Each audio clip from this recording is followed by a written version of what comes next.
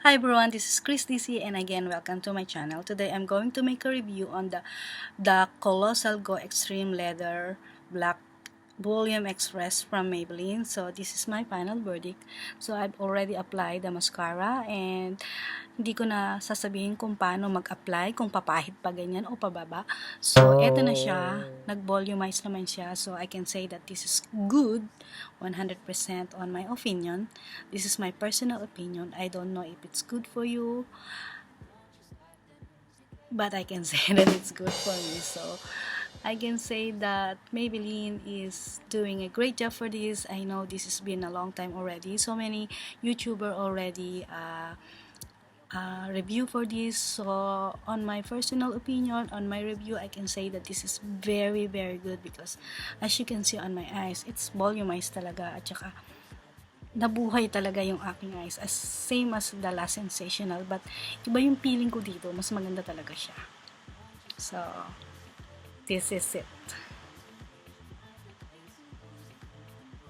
So this Colossal has the Extreme Volume Express, so while this is like Intense Black, so let's see if it's going to be work.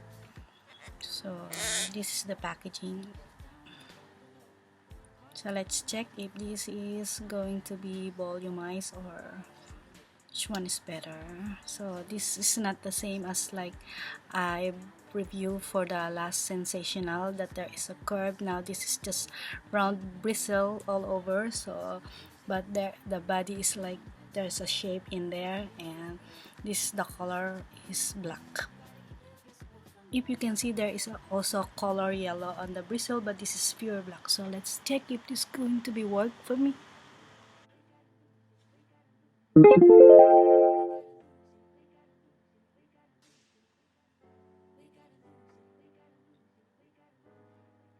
So ayan yung first coat niya. So ito nakatatlong coat ako kasi gusto ko mahaba talaga siya tsaka makapal.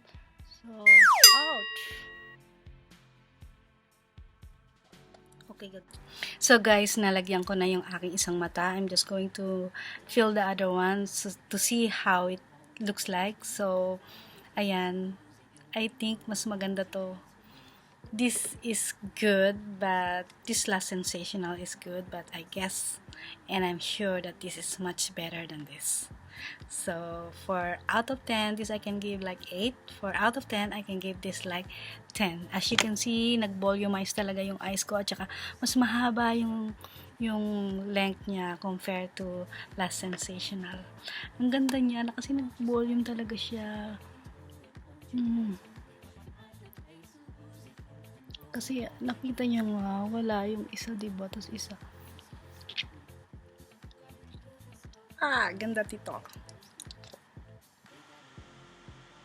You know, my technique while you're putting your mascara, you have to put the like any calling card to cover the lids so it will not touch the color to your lids. So hindi ko yan magagawa kasi may hawak pa akong mirror, pero that's one of the technique that you can use or you can do while doing your mascara. So as you can see guys, the difference of my eyes without the mascara, so you can compare now. So ito na nga yung aking final look nung nilagay ko tong Colossal Go Extreme Leather Black. It's very nice. As you can see, meron akong nakaposi. Actually, hindi naman parang nakaposi, pero at least ma-identify mo yung lashes. At saka, nakita mo talaga na nagmaskara ka. Kasi, karamihan, pag nagmamaskara ako, hindi naman ganito ka-volumized. And, as you know that, ginamit ko tong last week, pero hindi ganito siya ka-volume. Hi guys, so ito na nga yung aking verdict on Go Colossal Extreme Leather Black. It's Volume Express. As you can see, my eyes nag-volumize nga siya. And the other one is the same. So,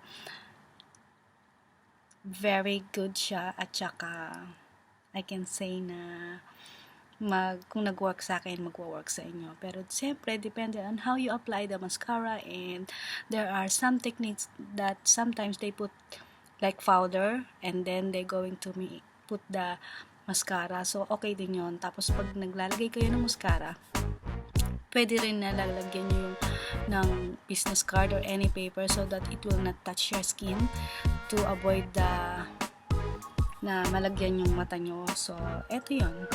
So, this is the final verdict on my... Hi everyone, this is Christy C and welcome to my channel. Today I'm going to make a review on the Go Colossal Extreme Leather Black. As I mentioned to you on my previous video that I'm going to make a review for this. So I've already opened this as I've mentioned to you before. So for this now, I'm wearing this one. I think this is more volumized at mas maganda siya compared to last Sensational. Kasi tatlong apply ko to, but as you can see, naka-volumize talaga siya. So I will link down below the... So hi guys, this is Chris DC and welcome to my channel. Today I'm going to make a review on Go Colossal Extreme Leather. Last time I've been mentioned to you the last Sensational on how it looks like on my lashes. So now as you can see, I'm wearing the Go Colossal. It's small, volumized, and more precise than the last Sensational. So I can say that this is better than the last Sensational, as you can see. So, yan yung final look ko ngayon. So, para lang naka-posy, diba? So, yung mga tinatamad dyan at ayaw talaga maglagay ng posy, this is the one. This is the one. The Go Colossal Sensation. No, this is Go Colossal Extreme Leather Volume Express. So, ayan na. Ito na yung sagot. So, ang masasabi ko dito is 100% good kasi nag-volumize talaga siya sa akin. So, kung okay sa akin, maaaring okay sa iyo. So, kung may, this is my personal opinion. Hindi po ako bayad. Of course, sino ba magbabayad sa akin? Who cares for me, right? So, this is the review that I'm going to give for today.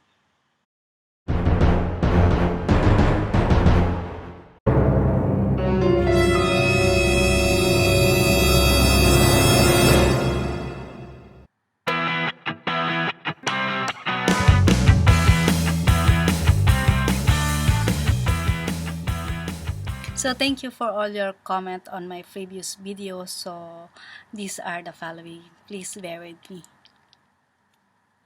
I just would like to thank you for all the people who make a comment on my... So these are the following.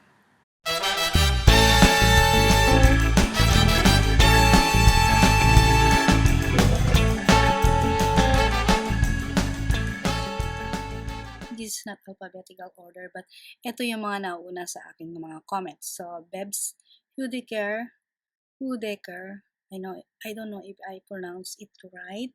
And of course, Miss Prima, Mommy Vlog, Christina CC, Pinay Ako, Helms Jordan, Marta Peña, welcome to my channel. And Ready Your Spoon, Suging Alaska, Yasmin Lodi, Bidoya Ida, Kimberly Ilenade, Honey Rose Silva, Angel Andrade, Pretty Princess Lisa, and Gomich Crispy S. Bacon. Wow, Dubai. Thank you so much. Like 43, it's Charlie's Vlog Pinay in Austria. Last time I've mentioned that is from Australia, but she's from Austria. And Pretty D, CEO84, it's Johnny's Vlogs. Christine L, Cathy's Corner, Sandra's Diary, Norella, I think it's not Bella. So, Karen Maria, Michelle Goes to Sweden, Michelle Gongalves, This Bow Girl, Anna Gastaroba, Mojito Monologues, Lily Salinas, Antonio Mara, and Jason Ferca. This is, I think, new to my channel. And Daisy Neher, Sotogan Must, I hope I pronounce it right.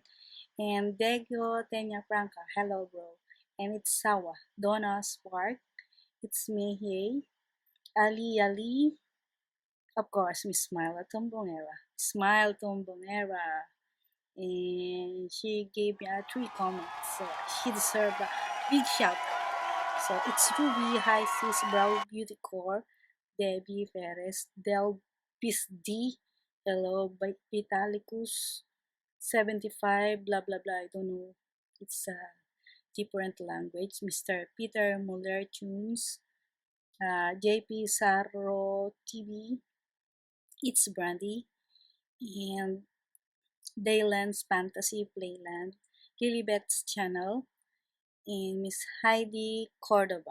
Oh, she changed her profile photo. She's so beautiful. And Miss Simply Ann, Good Bay, Calme Lyles, Joy in Your Heart, Post Squared, Chris Yao Vlogs, Hi C, Simple Rich 03, Nini Dulce, Mac Danalin, Miss J. Ann, Candy Soledad Mix, and Inday Gudiday, of course, Cynthia Johnson, Miss Passy, hello, of course, si Chai's Diary, di pwede yan mawala, Miss Sang Chan, Mylene Whitey, Shane Kulot, hi Shane Kulot, pareho ko to, luka-luka to. Cheryl and family, Miss Jollibee Sarmiento, and Miss Emily Magaw, Patty Cat, Mel Panga, Lily, Me Vlog, Sis, Cindy of course, LP Hopman, Ian Zaini, Tobar 1965, Pekat 101, Susan Daily Vlog, Health Queen, XO, and that's it for this shout out. Those who will not mention pero nag-comment, maybe you were in my spam, I will check with that. So that's it for today, guys, and I hope you like it. And until next time, have a great weekend. I just making a blog or a review during my off, so please bear with me.